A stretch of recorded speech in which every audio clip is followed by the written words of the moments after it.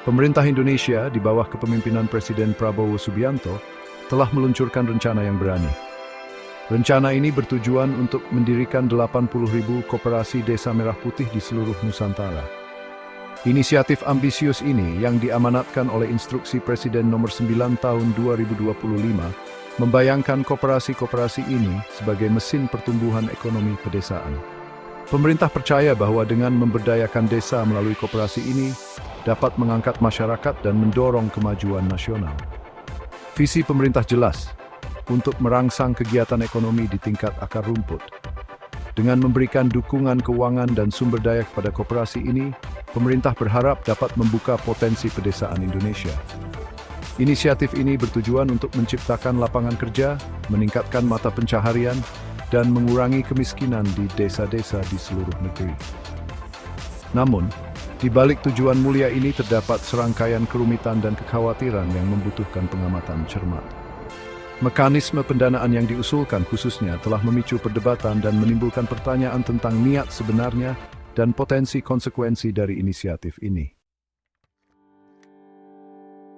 Pemerintah berencana untuk menyuntikkan dana sebesar 400 triliun ke dalam inisiatif Koperasi Merah Putih. Setiap koperasi akan menerima pinjaman sebesar 5 miliar yang disalurkan melalui Himbara, Asosiasi Bank-Bank Milik Negara. Sementara pemerintah menegaskan bahwa pendanaan ini akan memberdayakan koperasi, para kritikus berpendapat bahwa mekanismenya penuh dengan risiko. Pembayaran kembali pinjaman yang besar ini telah menjadi titik perdebatan.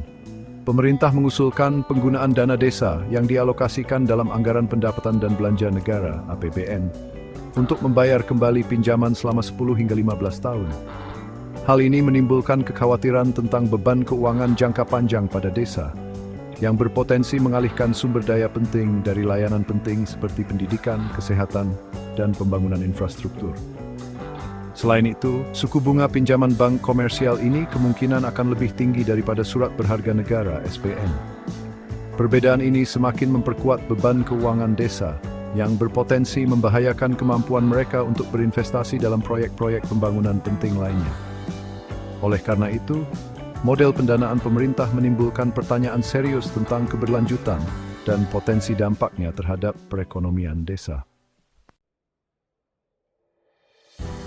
Inisiatif Koperasi Merah Putih telah memicu badai kritik, dengan para ahli dan pengamat mengecamnya sebagai kebijakan yang cacat dan berpotensi menimbulkan bencana. Inti dari kritik tersebut adalah pendekatan top-down pemerintah yang bertentangan dengan prinsip-prinsip dasar koperasi sebagaimana tercantum dalam Undang-Undang Nomor 25 Tahun 1992. Fatuddin Al-Farisi, seorang aktivis koperasi terkemuka, berpendapat bahwa koperasi sejati dibangun di atas dasar kemandirian, kerjasama timbal balik, dan kontrol anggota yang demokratis. Pendekatan intervensionis pemerintah menurutnya merusak prinsip-prinsip ini, mengubah koperasi menjadi boneka negara. Hal ini yang memperingatkan dapat menghambat semangat swadaya dan kepemilikan masyarakat yang diwujudkan oleh koperasi. Menambahkan pada paduan suara ketidaksetujuan, Media Wahyudi Askar, Direktur Kebijakan Publik di Pusat Studi Ekonomi dan Hukum LIOS, menyoroti risiko keuangan yang signifikan yang ditimbulkan terhadap Himbara. Memaksa bank-bank milik negara untuk memberikan pinjaman kepada koperasi yang berpotensi tidak berpengalaman dan terpencil, menurutnya, dapat menyebabkan lonjakan kredit macet yang membahayakan stabilitas seluruh sistem keuangan. Inisiatif Koperasi Merah Putih pemerintah Indonesia, meskipun berniat baik, telah memunculkan kekhawatiran yang mendalam tentang kepatuhannya terhadap prinsip-prinsip koperasi, kelayakan keuangan, dan potensi dampaknya terhadap desa dan bank-bank milik negara. Kritik yang meluas dari para ahli dan pengamat menggarisbawahi perlunya penilaian ulang yang mendasar terhadap desain dan implementasi inisiatif tersebut. Daripada memaksakan model top-down, pemerintah harus fokus pada pembinaan lingkungan yang memungkinkan untuk pengembangan koperasi yang sejati. Ini termasuk memberikan bantuan teknis, pelatihan, dan akses ke pasar, sambil menghormati otonomi dan proses pengambilan keputusan yang demokratis dari koperasi. Memberdayakan koperasi untuk menentukan arah mereka sendiri daripada mendikte jalan mereka akan sangat penting untuk keberlanjutan dan kesuksesan jangka panjang mereka. Pemerintah harus memperhatikan seruan untuk koreksi arah.